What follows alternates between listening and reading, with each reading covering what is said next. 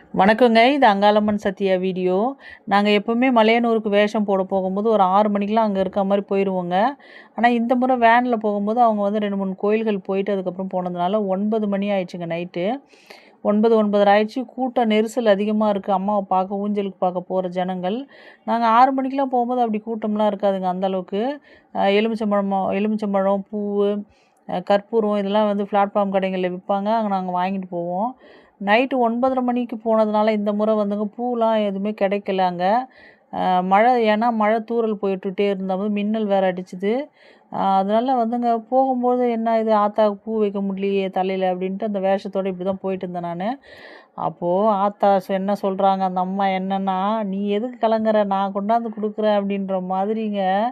நிஜமா ரொம்ப நெகிழ்ச்சியான ஒரு விஷயங்க. என்னன்னா, நான் மயான காளிகிட்ட போய் நின்னேன். அப்போ என் தலையில பூ இருக்கா இல்லையான்னு கூட யாருக்கும் தெரியாது. அதான் முன்னாடி வந்த அம்மாவுக்கு தெரியாது. அந்த அம்மா வந்துங்க 2 முழம் இருக்கும் பூவு. கொண்டு வந்து சாமந்தி அதெல்லாம் கலந்த மாரி சாமந்தி எடுத்துன்னு குடுத்துட்டு, அவங்க மட்டும் குடுத்துட்டு ஒரு வார்த்தை கூட சொல்லல. அவங்க என்ன குடுத்துட்டு போயிட்டே இருந்தாங்க என்கிட்ட. சரின்ட்டு நானுமே வாங்கிட்டேன். ஆனா, என்னங்க வேஷம் போட்டு இருக்கிறவங்களுக்கு குடுப்பாங்க. அது ஒரு பெரிய விஷயமா சொல்றீங்களே அப்படின்னு நீங்க நெனைக்கலாம்.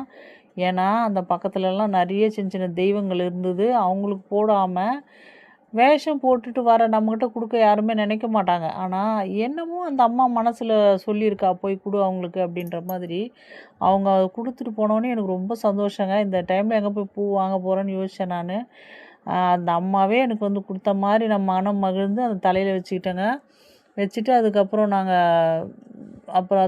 சாமி அம்மா ஊஞ்சல் வந்தோடனே பார்த்துட்டு, கொஞ்சம் மழை அடமழையா இருந்ததுங்க ஆனா. ஊஞ்சல் பார்த்துட்டு அதுக்கப்புறம் வந்து வேஷம் வேன்ல தான் கலைச்சேங்க நான்.